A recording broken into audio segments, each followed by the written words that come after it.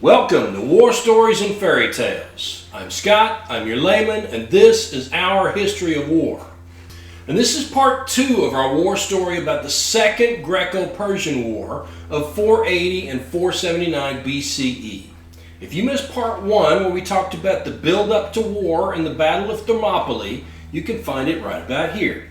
I recommend you go watch that one if you want the full story. And with that out of the way, let's move on with our war story. Today we're going to be talking about the battles of Salamis and Plataea, the battles that decided the war between the Greeks and the Achaemenid Empire. No shit, there they were. The BS meter for this war story is about a 5 out of 10, maybe a 6 for Plataea. I'm doing my best here, but you can imagine we've got some conflicting sources after 2,500 years. So however high the cost, the Persians had broken through the pass at Thermopylae, and the region of Boeotia lay open in front of them. The main city-state that controlled Boeotia was Thebes, and we've already talked about how Thebes had already surrendered to the Achaemenids. And just south of Boeotia was Attica and Athens. And you'll probably remember one of Xerxes' motivations for this whole war was a fuck you in particular to Athens and Sparta. Sparta was safe at the far end of the Isthmus of Corinth, a narrow strip of land that separated Sparta and its allies from Athens and its allies. But after Thermopylae, there was nothing standing between 80 or 100,000 Persians and the city of Athens. So the Athenians, being intelligent people, started evacuating to the nearby island of Salamis. So while they're doing that, let's back up a few days and look at what was going on out on the water. Because at the same time the Spartans and their allies were fighting at Thermopylae, a Greek fleet was fighting off the Persian fleet at Cape Artemisium to the east. We're not going to go into the details of this battle because Salamis is more interesting and more decisive. And nobody wants to hear me talk for 5 hours. So I have to choose which fights I'm going to dive deep on and which ones I'm just going to skim over for now. Well, Artemisium is one we're going to skim over. So at the same time his ginormous invasion army crossed the Hellespont to march on Greece, Xerxes also launched a ginormous fleet, maybe as many as 1,200 ships of war, plus the transports they were there to protect, to support it by sea. This fleet would have been key to keeping the army moving. It's much easier to move troops and supplies by water through the Aegean Sea than it is for those same things to move by land. He didn't have enough ships to move his whole army that way, but he could move food and medical supplies and fresh water and spare equipment, and he could use the fleet to evacuate wounded or sick soldiers, or to transport small numbers of replacements closer to the front than by marching them overland. But ships on the water are much more at the mercy of the weather than soldiers in the mud. And the Persian fleet ran into a storm a few days before the Greeks got to Thermopylae. Maybe as much as a third of his fleet was wrecked off the coast of Magnesia, just a little north of the Straits of Artemisium, where they would end up fighting this battle.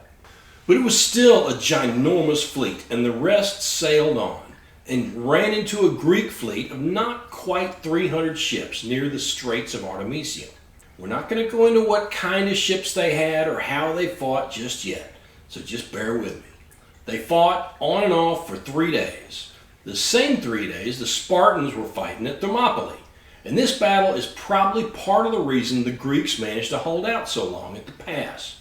Because you got to figure some of these ships were carrying soldiers. And the soldiers were supposed to land south of Thermopylae and attack the Greeks from the rear. So when the Greek ships stopped them, they allowed the Greeks to hold Xerxes up longer than they could have otherwise.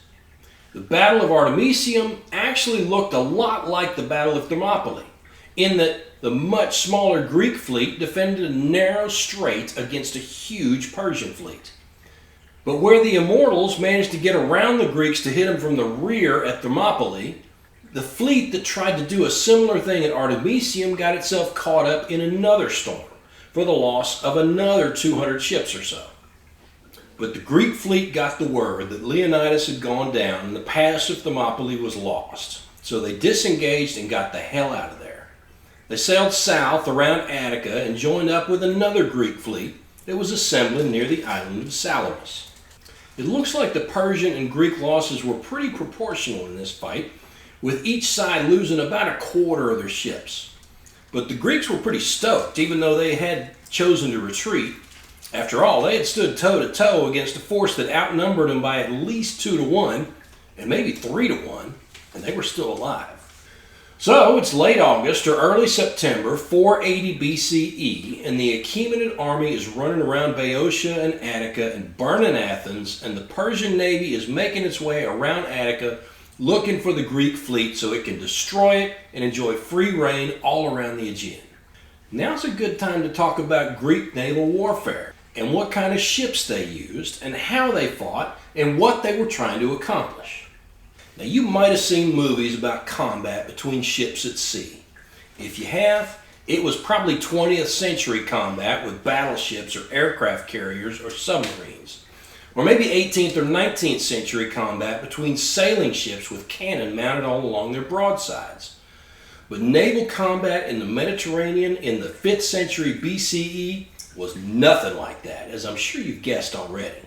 In fact, I don't know of any other places in the world where naval warfare evolved along the same lines as it did in the Mediterranean. Because the Mediterranean is relatively sheltered from storms and rough water. And without that, they couldn't have fought the way they ended up fighting. The best depiction I've seen of galley warfare was in the movie Ben-Hur, which was set almost 500 years after Salamis. But if you've seen that movie, that's the kind of thing we're talking about here. Big galleys propelled by oars trying to sink each other by ramming. The backbone of Mediterranean navies at the time was a ship called the trireme.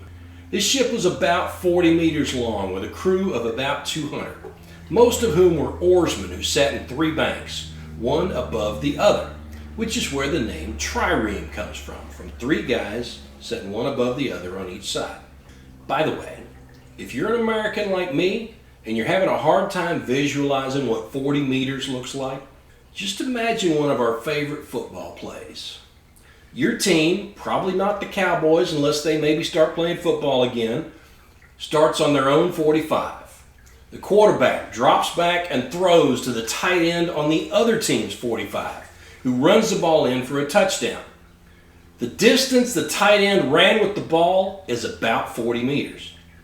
So next time you see that play, you can impress your friends by yelling, "Wow, he ran a whole trireme!" No, really, try it. I promise they'll be impressed. Anyway, the trireme got its name from its 3 banks of oarsmen, but that wasn't its main strength.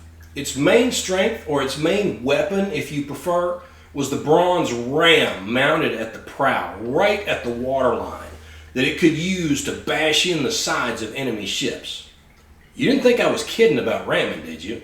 So a trireme would try to line up its ram against the side of another ship and ram into it just as fast as it could, tearing a hole, and then hopefully backing away before the enemy ship sank so it wouldn't carry its killer down with it. If it couldn't do that, it might try to scrape along the side of the enemy ship, snapping oars, crushing oarsmen, and limiting its ability to maneuver away from the next attack. And if it couldn't do that, it would try to get close enough for Marines to board and fight hand to hand, or for archers to take out the captain or other officers or oarsmen. And if you did manage to ram an enemy ship, those Marines and archers would have another job, to keep the poor bastards on the sinking ship from scrambling aboard yours before they drown. Point is, naval combat was every bit as up close and personal as land combat in the 5th century BCE in the Mediterranean. So if the way to fight was to slam your ram into your enemy's side, that means you want to line your ships up close enough together that you could do that without exposing your own sides to your enemy's rams. But that's probably not possible because anytime you pull forward to ram somebody, you're going to expose the side of your ship. So we can imagine a system a little like wingmen in modern day air combat, where the job of the plane that's not attacking is to protect his wingman from attack. Now, I'm no expert either in modern air combat or in ancient Mediterranean galley combat, but that seems reasonable to me. But these triremes had some pretty significant weaknesses. Weaknesses that explain why we don't see them pretty much anywhere outside the Mediterranean. Because that bottom row of holes for the oars is very close to the waterline. Which means if this thing gets into even moderately rough seas, it's going to start taking on water. And when that happens, one of two things is going to happen. Either it finds a beach it can run up on, or it sinks. Does it seem a little wild to you that every time one of these ancient fleets run into a storm, hundreds of ships goes down? This is why. Another weakness is that the ship really can't carry anything except the people to run it. There's no room for cargo or food or even much fresh water, which means a trireme can't stay at sea for more than a day or so. If you need to cross a body of water, you need to do it between sunrise and sunset. Or else you need a place you can pull up out of the water and find food and fresh water for your guys. And if your primary battle tactic is to ram your enemy and sink him, there's a real risk of getting stuck and going down with him. So why the hell would they fight like this? Well, the purpose of a warship is not actually to kill other warships. The purpose of a warship is to protect friendly ships, or to move troops or supplies from one place to another, or to stop the enemy from moving his troops and supplies, or to stop enemy forces from interfering with your troops. Yep, battles happen between warships, but they don't happen just for the sake of having a battle. The things warships do on the water support the things somebody else is doing on land. And the most efficient way to fight another ship is to sink it. And the most efficient way to do that is to use a ram with this level of technology that they had. So we could probably imagine that if other oceans had the same kind of weather conditions and the same kind of sea conditions that the Mediterranean had at this time, they might have developed rams in this kind of warfare as well. So what were they protecting, or supporting, or preventing at Salamis? Well, the Persians were in control of Boeotia and Attica. They had sacked and burned Plataea and Thespiae and Athens. You know, sometimes I wonder if we remember Athens and Sparta just because they're the easiest cities to pronounce. Anyway, in order for Xerxes to complete his conquest of the Greek city-states, his army had to do the same thing to Sparta. But Sparta lay on a peninsula called the Peloponnese, on the other end of a thin strip of land called the Isthmus of Corinth, and not quite 5 miles wide at its narrowest point. Taking it by land would be a little bit like taking Thermopylae, but on a larger scale. A smaller force could hold it against a larger force for a long time, especially if they knew the ground and had time to prepare, which the Spartans did and did. But if you could move troops around the defenders on the isthmus, you could ruin their whole day. Engage the main Spartan army on the isthmus, hold them in place, then land more troops near Argos, a neutral city. Now you can run around the cities of the Peloponnese more or less unchallenged, or march up to threaten the Spartan army from the rear. And the best place to embark these troops was at the port below Athens. But you can't do that with an enemy fleet at the island of Salamis. They'll hit your troops' transports as they're picking up their troops, or they'll hit them as they try to cross the Gulf to the Peloponnese. So that's what your warships have to stop them from doing. Before you can move dudes from Athens to Argos, you have to get rid of the enemy fleet at Salamis. Now, to be fair, the Greeks just damn near got rid of themselves, because they knew how to count, and they knew the Persians had just torn hell out of the heart of Greece, and that even the Spartans hadn't been able to stand against them. In story terms, this must have been a little bit like the all is lost moment, that moment where everything's going to shit, and the hero can't see the way forward, and he's just about ready to say fuck it and run away with his new girlfriend and let the world sort itself out. At least one city's contingent was ready to take what was left of their people and sail to Italy and try to start over there. Because surely the Persians could never get that far. And the Athenian commander Themistocles saw it happening. He wasn't officially in command of the navy. A Spartan general called Eurybiades was the named commander because of the politics of the alliance. But Eurybiades, to his credit, was smart enough to recognize that he didn't know enough about naval warfare to lead the fleet to victory.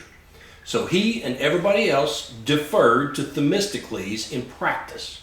Well, Themistocles had commanded the Greek fleet at Artemisium, and he must have been happy with what he saw, at least happy enough to risk an engagement with some confidence. But he couldn't get the others to see it his way. So the evening before the battle, he did some sneaky squirrel shit and took their options away. He sent his servant to Xerxes with a fake offer of surrender, and he told him that the fleet was going to try to escape that night, which of course was exactly what Xerxes wanted to hear. He moved his fleet to block the Greeks' escape, and the Greeks, recognizing they didn't have a choice now, agreed with Themistocles that it was time to fight. So the Greeks spent the night preparing for battle, while the Persians were spazzing around hunting for Greek ships trying to escape from Salamis. And the next morning, when the Persian ships sailed into the strait, expecting to see a few Greek ships panicking and trying like hell to pop smoke, they found the whole Greek allied fleet drawn up in line of battle and ready to fight. Now, Xerxes had set up his throne on a hill overlooking the strait so he could watch the battle. And he must have liked his chances, even with the Greeks ready to fight. The numbers of ships on each side aren't clear, but it looks like the Greeks had between 300 and 400 ships, and the Persians had between 400 and 800. So at best, the numbers were even. And at worst, the Persians outnumbered the Greeks by 2-1 or more. And what happened next might say as much about Xerxes and his motivation as any other battle of this war. Because he had the Greek fleet bottled up now, trapped inside the Strait of Salamis. And he didn't have to fight. He probably had enough ships to keep the Greeks there and ferry troops from Athens to Argos, even if the Greeks tried to break out. All he had to do was keep them there.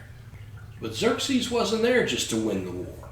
He was there to punish Athens and Sparta, to make an example, to show his empire what happened when you so much as farted in his general direction. The Athenians had embarrassed his father, and the Spartans had made him look like a fool, and he was the king of kings, and that shit just couldn't be allowed to go unpunished. What was left of Athens was within his reach, and he could deal with Sparta just as soon as he was done with Athens. Fuck these dudes. It was time to show them how the world worked. So, he gave the order to attack, which is exactly what Themistocles wanted. In order to threaten the Greek fleet, the Persians had to sail north around a point of the island of Salamis, then turn west to face their enemy in part of the strait that's maybe 2 miles wide. That's an easy maneuver for a single ship, but a little trickier for an entire fleet. The Greeks waited for them in 2 lines, and the Persians probably had to form 3 lines because of their greater numbers. The Persians surged forward, probably trying to impress Xerxes, who seems to have been unhappy with their performance so far. The Greeks apparently tried to back up because they were human, and the biggest fucking fleet any of them had ever seen was coming to eat them for breakfast. Then one ship, seeing an opportunity, shot out of the Greek line to ram the nearest Persian ship. And the rest of the Greeks, remembering what they were there to do, surged forward just behind it. And here's where the Persians' numbers worked to their disadvantage. Because as they pushed forward, ships started to crowd into each other, which limited their ability to maneuver against the Greek ships or move to avoid their rams. So the lead Persian ships watched a bunch of their buddies go down in a hurry, and several of them turned around to leave and got tangled up with the ships pushing up from behind, still trying to get at the Greeks. And the more they flailed around trying to figure out which way to go, the more confused and jammed in they got. I get the sense that all the Greeks had to do was pick a ship, ram it, extricate themselves, wait for it to sink, and pick another ship. After a little while, panic would have set in among the Persian captains, and they would have stopped doing anything except trying to get away. Even those who didn't lose their heads would have realized the best way to save their ships and their crews and their own asses was to get the hell out of there. Some stories have Persian ships ramming each other, either trying to get the hell out of the feeding frenzy or show the Greeks they weren't really enemies, or both. By some reports, the Persian fleet lost 3/4 of its ships at Salamis, and maybe another of Xerxes' brothers in addition to the 2 killed at Thermopylae. Even if 3/4 is an exaggeration, it seems pretty clear that the Greeks kicked their ever-loving blue-eyed asses. I couldn't find a number for Greek losses, but I'm just going to bet it was less than 3/4. Now, Xerxes had several of his captains executed for their part in the rout, and then, never one to admit defeat, he tried to build a pontoon bridge from Attica to Salamis to attack the Athenians who had evacuated to the island. But I guess he forgot that the Greeks owned the straits, having sunk a good portion of his fleet, and they just sailed back and forth, tearing the shit out of his bridge whenever it got long enough to offer a little hope. Finally, he seemed to realize that the Greeks now had naval superiority on the Aegean, and if they wanted to, they could sail east and cut his bridge over the Hellespont, stranding his ass in Europe. So he handed Mardonius the keys, told him to take care of it, and hauled his ass back to Anatolia. And just like before, we're not doing a full scorecard for Salamis. We're just going to highlight a couple of things each side did well. For Themistocles' part, the Greeks did a great job with offensive and security. They drew the Persians into a narrow area where their numbers were actually a disadvantage, then attacked violently to destroy the Persian fleet. It's a little harder to find something the Persians did right. Unity of command seems to have been one. Everybody clearly knew Xerxes was in charge and didn't want to disappoint him. But Xerxes doesn't seem to have known a damn thing about naval combat, so there's that. Simplicity, maybe? To the extent they had a plan, it was to destroy the Greek fleet. So, Xerxes left, and Mardonius camped his army in Thessaly to wait out the winter and make plans for completing the conquest. No word on whether or not he was relieved at having the boss go home so he could focus on work, or whether the king going home was Mardonius' plan in the first place. But it looks like Mardonius was willing to try a different approach. With the Persians camped in Thessaly, many of the Athenians moved back into what was left of their city, and early in 479 BCE, he sent emissaries to them. Actually, he sent a guy named Alexander I of Macedon, an ancestor of the guy we call Alexander the Great today, asking whether they maybe wanted to explore a peaceful solution. Well, the Athenians told Alexander to go pound sand. And Mardonius, who I'm sure was shocked at the response, started marching his troops south. The Athenians got the hell out of Athens again, and Mardonius destroyed it again, being sure to be extra thorough this time because nothing's more likely to make your pissed off adversary surrender than to make extra sure you break all his shit. Or something. So the Athenians ran to Salamis again, out of Mardonius' reach because the Greeks still controlled the Aegean. And they watched and they waited for the Spartans to get ready to resume the war. And they waited. And waited. While Mardonius continued marching his guys all around Attica and Boeotia, eating everything that looked vaguely edible and stealing or breaking for everything that didn't. Finally, in June, the Athenians sent a message to the Spartans, asking politely whether they really were the badasses they claimed to be, and were they ever going to get up off their asses and help Athens kick these goat-smelling motherfuckers out of the Greek mainland so they could all go back to fighting each other like civilized people. Or maybe Athens should just take Mardonius up on his offer so they could be the cock of the walk in the new Persian Greece. Well, the Spartans couldn't ignore a polite invitation like that. They marched under the command of Leonidas' nephew Pausanias, and on their way across the isthmus, I'm sure they threw Athens a few dirty, we're going to discuss this later looks. But they came, and they headed north toward the city of Plataea, where Mardonius had found himself a nice open plain where he wouldn't have to fight the Greeks in a choke point. No sirree, he was not going to fall for that trick again. Of course, if he didn't want to play the Greeks' game, they sure didn't want to play his game. So they kept to the high ground above the city where he would have a hard time getting to them, while they got their army together and he kept his army camped a couple of miles away on the far side of the Esopus River. And just like always, the Greeks were outnumbered. They had assembled the largest hoplite army ever, with about 40,000 guys. But they had no cavalry and only a few archers who had come with the Athenian contingent. And Mardonius had them outnumbered by more than 2 to 1, with maybe 100,000 guys, including about 5,000 cavalry. And this time, Mardonius had made sure to bring his own hoplites. Maybe a third of his infantry was from Thebes or other Greek city-states allied with the Achaemenids. Well, these two massive armies just kind of watched each other for a few days in August. Then Pausanias must have decided his guys had been dicking around long enough, and he formed up his army and marched them partway down the slope of the hill. The Spartans held the right flank, the Athenians the left, and the rest of their Greek allies arrayed themselves in between. Now, we throw numbers around a lot when we talk about ancient battles or battles in general, but it's a little hard to visualize just what an army of 40,000 guys looks like. So just for reference, Globe Life Field in Arlington, where the Texas Rangers play, holds about 40,000 people. Pausanias' line was about 7 kilometers, a little more than 4 miles long. It would take me about an hour to walk across his front. Maybe you could do it faster. That's a lot of guys. What do you do if you're in the middle of that line and find out you have to take a piss? Probably why Wellington told his guys what I tell you at the end of every war story. Piss when you can. And Mardonius had about twice as many guys on his side. And he formed them up with his Persians on his right, opposite the Athenians, and his Greek allies on his left, opposite the Spartans.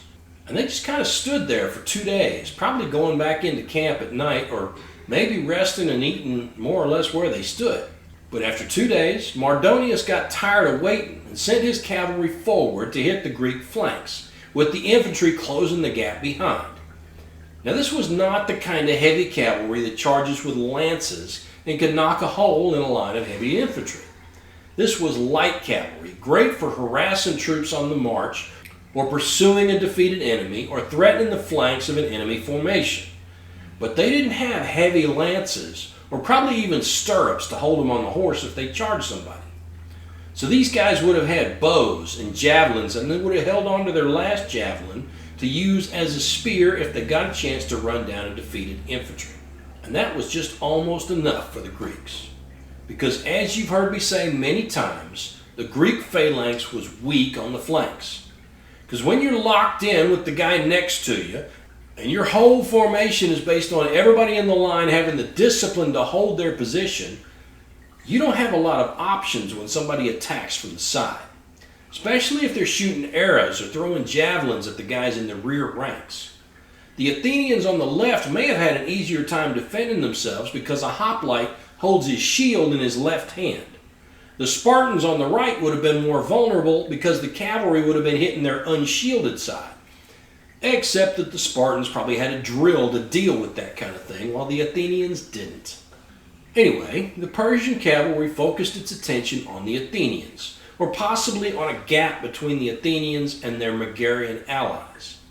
It looks like they mostly ignored the Spartans either because the Spartans' flank was better secured by the terrain or because they were afraid of them. Details are sketchy, but it looks like it was only the archers behind the Athenian lines that kept the cavalry from breaking the left flank completely. But they managed to hold their line, and one of the archers got in a lucky shot and took out the Persian cavalry commander, Mecistius. So the first part of the battle ended in what must have looked like a draw. The Persian cavalry had damn near broken the Greek left flank, but the Greeks had killed a key Persian general. The fighting ended for the day, and everybody went back to glaring at each other.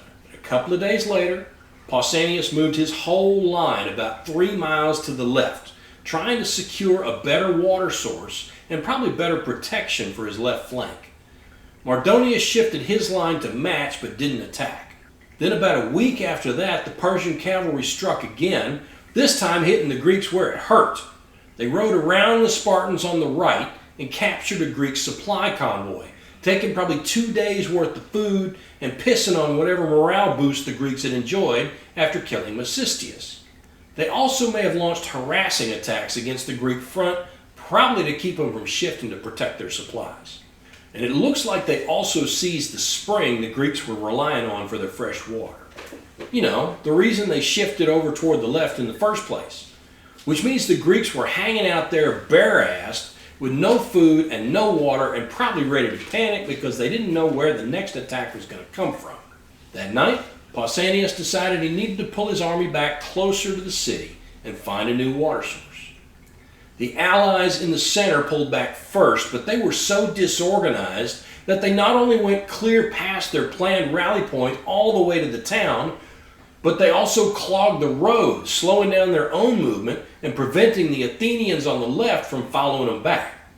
The Spartans on the right apparently refused to retreat because they thought it would be cowardly. Or at least that's the story they told after the battle.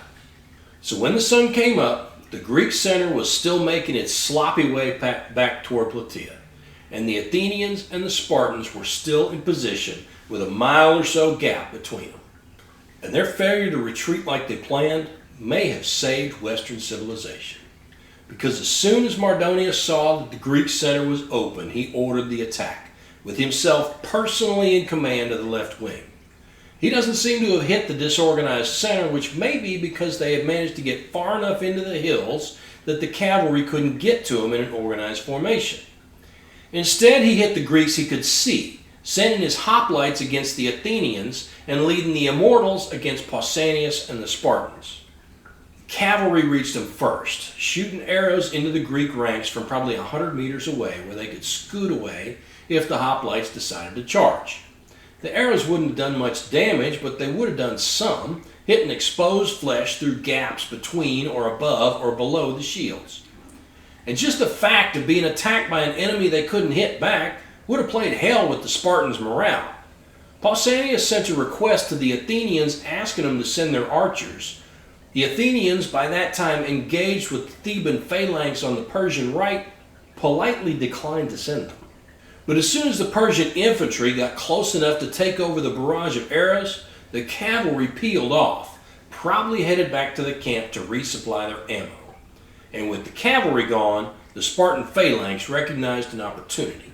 And remember in the lesson of Marathon, where if you remember the phalanx had run through the storm of Persian arrows in order to close the distance, the Spartans and the allies they still had with them started running. Not away from the immortals, but towards them.